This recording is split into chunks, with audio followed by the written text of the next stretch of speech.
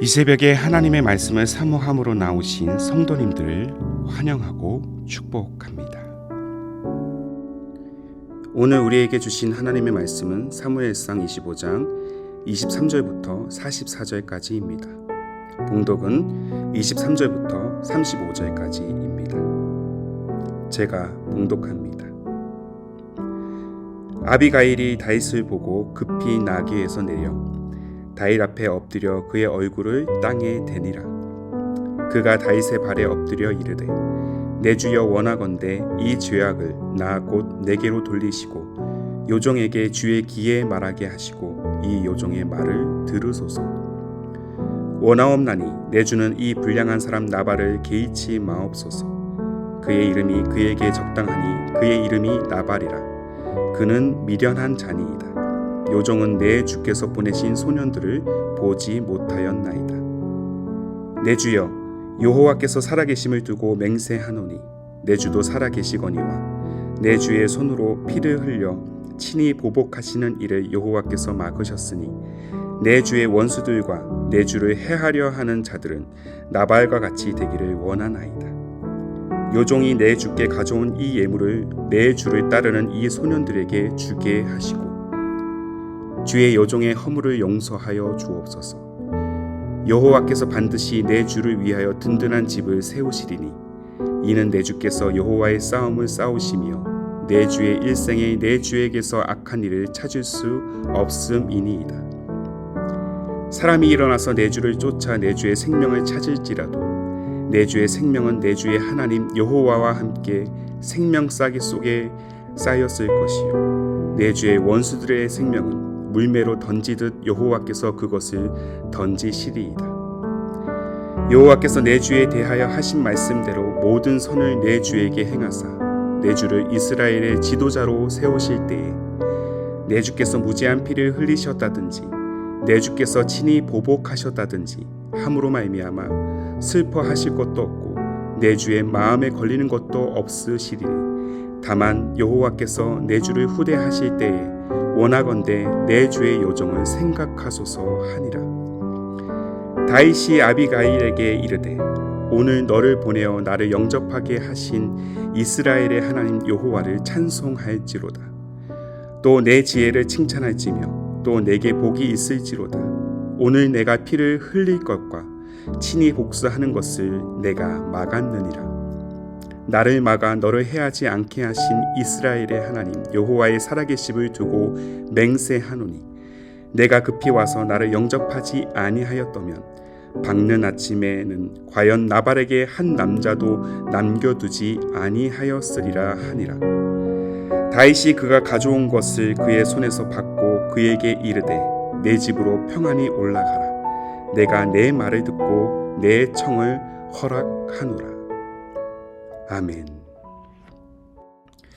하버드대 경영학 교수이자 세계 500대 기업 경영 자문 컨설팅을 맡고 있고 스테디셀러 중의 하나인 어떻게 인생을 살 것인가의 저자로서 전 세계의 이름을 알린 수리는 인생 성공의 모든 기반은 바른 인성, 좋은 성품에 있다고 말하고 있습니다.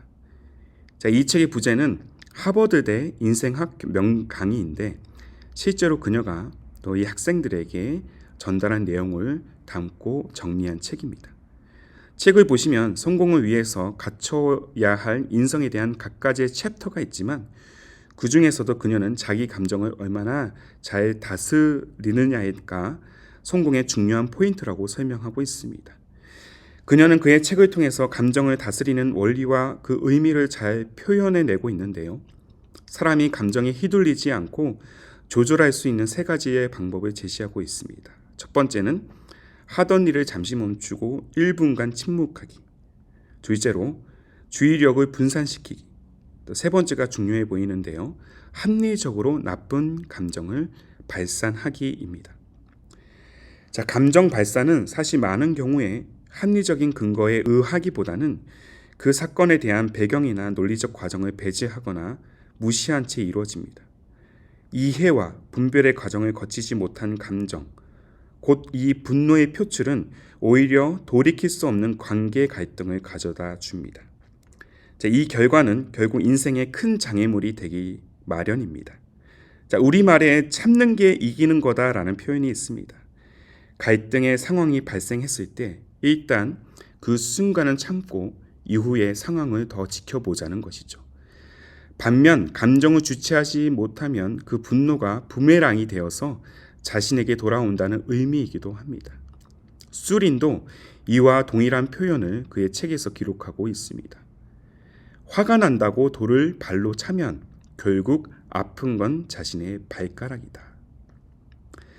어제 본문에서 시작된 이 나발과 다윗의 갈등, 다윗은 자신의 부하들과 함께 이 나발의 목장을 보호하면서 담 역할을 해주었음에도 불구하고 나발은 그의 호의를 무시하고 오히려 다윗을, 그의 무리들을 거지 취급하면서 다윗을 조롱하고 모욕합니다.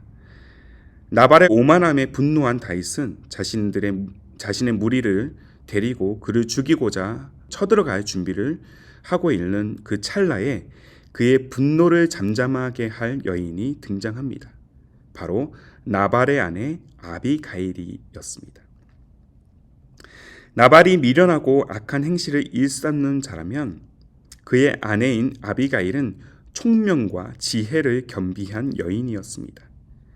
나발의 모욕에 대한 분노로 그를 죽이려는 다윗에게 아비가일은 그에게 엎드려 용서를 구했습니다. 그리고 그녀는 다윗 자신이 하나님께서 기름 부으시는 자요 무고한 자들을 죽이는 죄를 범하는 것을 원치 않으시며 무엇보다 하나님의 싸움을 위해서 싸우는 자임을 일깨워 주고 있습니다.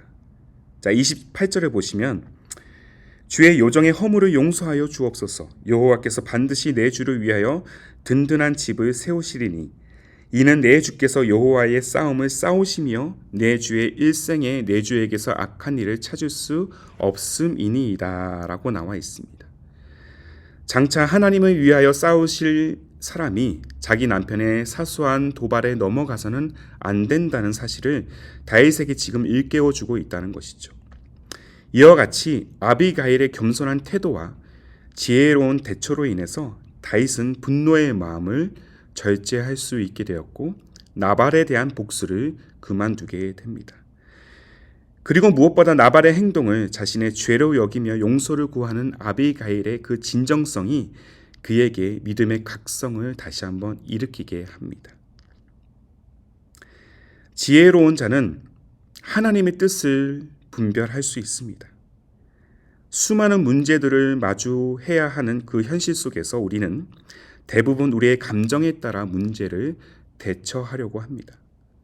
그러나 앞서 언급한 바와 같이 이러한 감정적인 대처는 늘 잘못된 결과를 초래하게 됩니다. 오히려 자기 자신을 더 큰 고통의 절벽 가운데로 몰아세웁니다. 감정을 통제하지 못한다면 그 상황에 대한 분별력 또한 상실되기 때문입니다. 때문에 주어진 상황과 환경에서 가장 먼저 우리는 하나님의 지혜를 구하는 태도가 필요합니다. 잠언서의 기록처럼 여호와를 경외하는 것이 지혜의 근본이기 때문입니다. 여호와의 뜻을 먼저 구하는 것이 바로 지혜의 우선순위라는 사실을 기억해야 될 것입니다.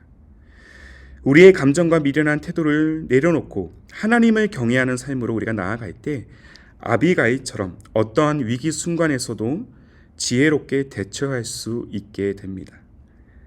감정적인 문제가 터졌을 때 잠시 숨을 고르고 이 상황을 내가 어떻게 판단해야 하는지를 먼저 하나님께 물으십시오. 그리고 가장 지혜로운 대처는 하나님께 그 문제를 맡기는 것입니다. 나의 감정 그리고 나의 능력은 늘 한계가 있습니다. 삶의 문제, 관계의 문제는 늘 내가 감당하기 힘든 수준으로 내면을 흔들기 때문입니다. 이 아비가일의 지혜로운 대처는 결국 다윗의 그릇된 행동을 막았고 이 소식을 들은 나발은 걱정과 두려움에 사로잡혀서 그대로 몸이 굳어 그 자리에서 생을 마감하게 됩니다. 그리고 더 나아가 지혜로운 여인 이 아비가일은 다윗의 아내가 됩니다. 선한 동기로부터 시작되는 아비가일의 지혜로운 그 대처가 악을 이기는 또 하나의 승리의 모범을 우리에게 보여주고 있다는 것입니다. 사랑하는 성도 여러분, 우리 모두가 아비가일의 지혜로운 대처를 본받기를 원합니다. 세상은 늘 감정을 소모시키려 합니다. 경쟁 심리를 자극하는 사회 구조, 악한 동기에서 발현된 관계적인 이 갈등이 우리 내면에 분노로 쌓이게 한다는 것입니다. 그래서 너무나 쉽게 우리는 분노하고 상대방을 공격하려 합니다. 심지어 사랑하는 사람들에게조차 우리는 분노를 숨기지 않습니다. 작금의 상황을 우리가 온전히 극복하기 위해서는 우리가 분노할 수밖에 없는 죄인임을 인정하고 겸손히 하나님의 지혜를 구하는 기도로 먼저 나아가야 할 것입니다. 지혜의 사람이 되십시오. 그리고 하나님의 지혜로 덧입는 자가 되십시오. 지혜로 사는 자가 되십시오. 지혜가 우리 인생의 선한 능력이 된다는 사실을 늘 잊지 마시기를 바랍니다. 잠언 2장 20절과 같이 지혜가 우리를 선한 자의 길로 행하게 하며 또 의인의 길을 지키게 한다는 이 말씀을 꼭 기억하며 모든 분노와 부정적인 감정에서 해방되어서 마침내 하나님의 사랑과 그 은혜를 전하는 복의 통로가 되시기를 주님의 이름으로 축복합니다. 다 함께 기도하겠습니다. 우리를 가장 선한 길로 인도하시는 하나님 아버지, 때때로 우리는 내면의 파도와 같은 그 감정을 못 이겨 그릇된 분노를 쏟아낼 때가 참 많음을 고백합니다. 멈출 수 없는 감정의 소용돌이로 인해 저와 이 세상을 향한 하나님의 뜻을 온전히 분별하지 못하고 토해내듯 분노를 쏟아냈던 우리의 연약함과 교만함을 용서하여 주옵소서. 우리 믿음이 우리의 능력이 아니라 하나님의 지혜와 능력으로 세워질 수 있음을 늘 기억하며 우리의 감정보다 하나님의 지혜를 먼저 구하는 삶이 되게 하여 주옵소서. 하나님의 지혜가 세상을 이기는 선한 능력이 됨을 잊지 않게 하여 주옵소서. 우리 모두가 참 지혜가 되시는 하나님을 경외하는 인생이 되기를 간절히 소망하며 우리를 구원하신 우리 주님 예수님의 이름으로 기도하옵나이다. 아멘. 오늘도 주신 말씀을 따라서 두 가지의 기도 제목을 붙들고 간절한 마음으로 기도하기를 원합니다. 먼저는 때때로 주어진 문제로 인해서 내면의 감정을 통제하지 못하고 분노를 쏟아내는 우리의 연약함과 교만함을 용서하여 주옵소서. 더 나아가 하나님의 지혜가 선한 능력임을 기억하며 모든 상황을 감정이 아닌 지혜로 바라보는 믿음의 시선을 갖게 하여 주옵소서. 이 두 가지의 기도 제목을 간절한 마음으로 고백하며 기도로 하루의 삶을 열어가시기를 바랍니다. 함께 기도하겠습니다.